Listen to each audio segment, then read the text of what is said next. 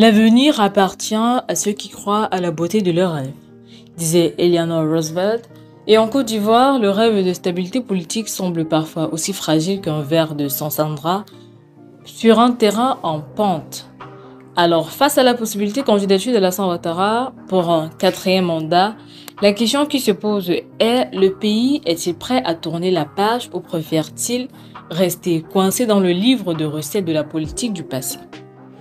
Bonjour à tous et bienvenue sur notre chaîne. Aujourd'hui, nous allons plonger dans les coulisses d'une mission délicate où la France, avec Nicolas Sarkozy, en déguise de maestro, tente de convaincre le président Ouattara de laisser la scène à de nouveaux visages. Un sujet brûlant qui suscite déjà de vives réactions au sein de la population. Eh bien, restez avec nous pour explorer ce feuilleton politique passionnant et si vous aimez ce que vous voyez, n'oubliez pas de liker cette vidéo, de vous abonner à notre chaîne pour ne rien manquer de nos prochaines analyses. Préparez-vous car le spectacle commence maintenant.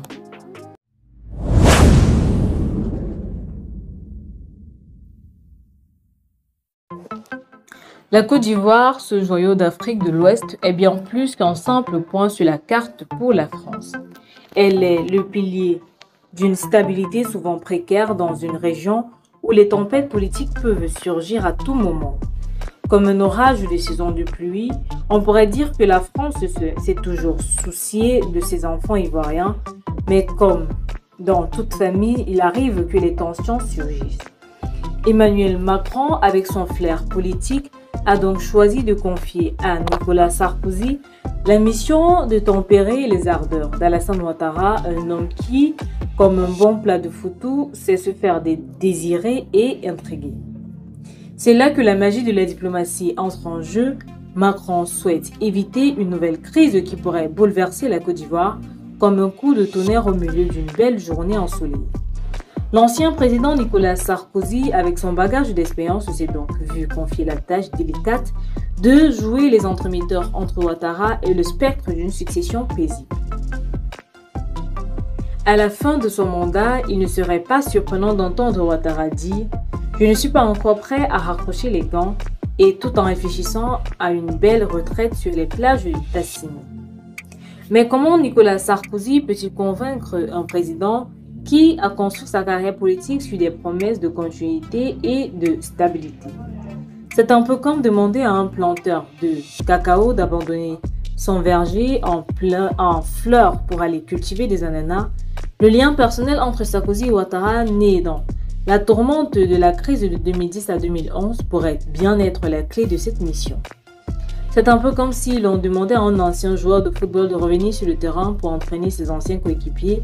Le respect et la reconnaissance de l'un envers l'autre pourraient offrir un cadre propice à un dialogue constructif.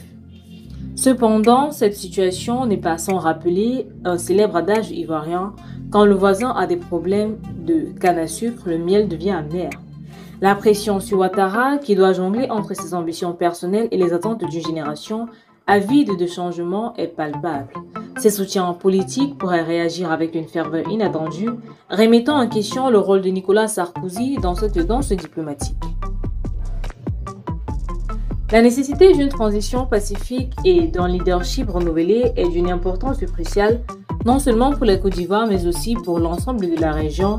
Ainsi, la France, avec son regard averti, espère voir se dessiner une nouvelle voie politique, une avenir pavée de dialogue et de compréhension mutuelle, mais tout cela reste encore à bâtir et la route est semée d'embûches comme un chemin dans la brousse. Et maintenant, alors que nous abordons la complexité de retrait politique et du défi que cela implique pour Ouattara et ses partisans, il devient évident que les enjeux dépassent largement les simples considérations diplomatiques. Le cœur de la politique ivoirienne bat au rythme des aspirations et des craintes d'un peuple avide de stabilité et de changement. Quelles seront les réactions face à cette délicate équation? À Alassane Ouattara, ce président qui semble jouer au chat et à la souris avec les attentes du peuple ivoirien, pour certains, il est comme ce bon vieux plat de garba qui reste au menu. Même quand on a déjà mangé, on a toujours envie d'en reprendre une petite bouchée. Mais voilà, la question se pose. Va-t-il se représenter pour un 4e mandat ou passer le flambeau à une nouvelle génération? La réalité est que Ouattara, fort de ses succès économiques et de son image de sauveur, de temps moderne n'a pas encore soufflé mot sur ses ambitions pour 2025. Comme un bon chef cuisinier, il garde ses ingrédients secrets, mais dans les coulisses, les tensions montent, les rumeurs circulent plus vite qu'une danse de coupé décalé lors d'un mariage. Ses partisans, férocement attachés à son leadership, pourraient bien voir d'un mauvais œil toute idée de retrait. Et comme dans un match de football, il est probable qu'ils se lèveraient comme un seul homme pour défendre leur joueur vedette, la loyauté à Ouattara est telle qu'il serait presque impossible de lui faire comprendre que parfois, il faut savoir passer le relais sans que cela ne ressemble à une chute en plein milieu de la danse. D'un autre côté, l'idée d'un changement de garde fait également son chemin. Le vieux lion Henri Konan Bédié, ancien président et leader du PDC-RDA, pourrait être le candidat idéal pour incarner cette nouvelle ère tant désirée.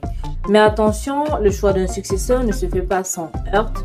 Comme lorsqu'on essaie de diviser le dernier morceau de banane flambée à un repas familial, chaque faction a ses prétentions et les luttes d'influence risquent de se transformer en véritable bataille d'ego. Les Ivoiriens, en regardant tout cela, doivent se dire que la politique est parfois un spectacle aussi captivant qu'un match de catch à la télévision. Les voix se lèvent et les clameurs se multiplient et les tensions s'accumulent comme la poussière sur un vieux tombeau.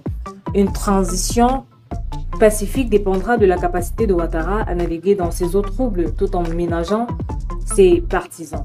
La tentation de rester au pouvoir pourrait être plus forte que jamais, surtout quand on voit les chaos qui peuvent surgir à la moindre annonce mal perçue. L'histoire politique de la Côte d'Ivoire montre bien que des décisions hâtives peuvent mener à des réactions violentes, et personne ne souhaite revivre une crise similaire à celle de 2020 avec ses images de violence et de tensions meurtrières. Et maintenant, alors que la tension monte autour de l'avenir politique d'Alassane Ouattara, il est crucial de se tourner vers l'avenir. Les dynamiques de pouvoir sont en train de changer et la question de la succession devient de plus en plus pressante. Quelle direction prendra la Côte d'Ivoire? Les décisions qui seront prises dans les mois à venir pourraient bien façonner le destin politique du pays et influencer la stabilité de toute la région.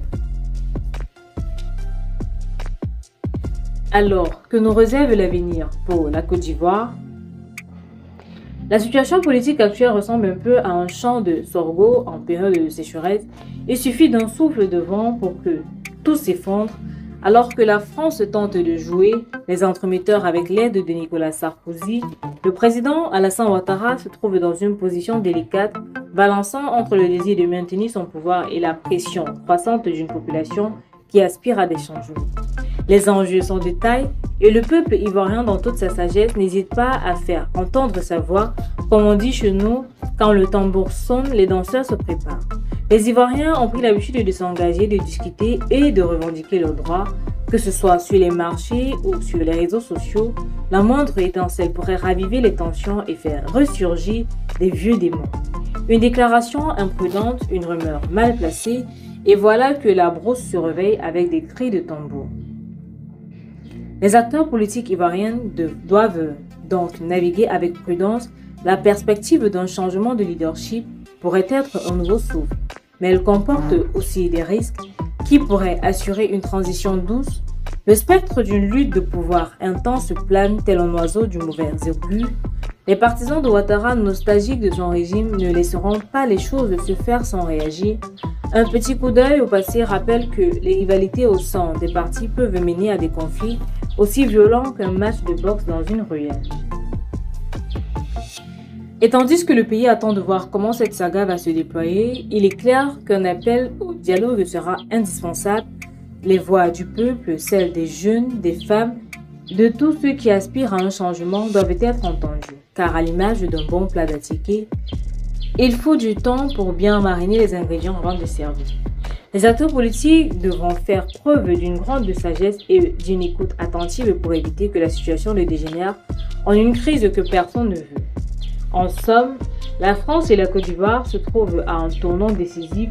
Les décisions qui seront prises dans les mois à venir auront des répercussions non seulement sur le paysage politique ivoirien, mais aussi sur la stabilité régionale. Alors, en attendant de voir si Ouattara prendra finalement le risque de s'effacer, Nous nous posons cette question cruciale. Le pays est-il vraiment prêt à accueillir un nouveau chapitre dans son histoire politique? Alors que nous penchons sur cette question brûlante, il devient essentiel de rester attentif au développement et aux réactions de différents acteurs en présence. Le dialogue et la coopération seront plus que jamais nécessaires pour garantir un avenir pacifique et prospère. Quelles seront les prochaines étapes? Le débat est ouvert et nous invitons chacun à participer à cette discussion car l'avenir de la Côte d'Ivoire nous concerne tous. En somme, la mission de Nicolas Sarkozy à Abidjan témoigne des défis auxquels fait face à la France en Afrique de l'Ouest. Alors que le spectre d'une nouvelle crise plane sur la Côte d'Ivoire, le président Macron espère que ce dialogue permettra de poser les bases d'une transition pacifique vers une nouvelle génération de dirigeants. Mais le chemin est semé d'embûches et l'avenir politique de la Côte d'Ivoire demeure incertain. Eh bien, que pensez-vous de l'initiative de la France pour convaincre Alassane Ouattara de ne pas se présenter? Pensez-vous que le pays est prêt à accueillir de nouveaux leaders? Partagez votre avis dans les commentaires et n'oubliez pas de liker cette vidéo et de vous abonner à notre chaîne pour plus d'analyses et d'actualités sur les enjeux politiques en Afrique et ailleurs. Et nous vous disons à très bientôt sur votre meilleure chaîne d'information africaine.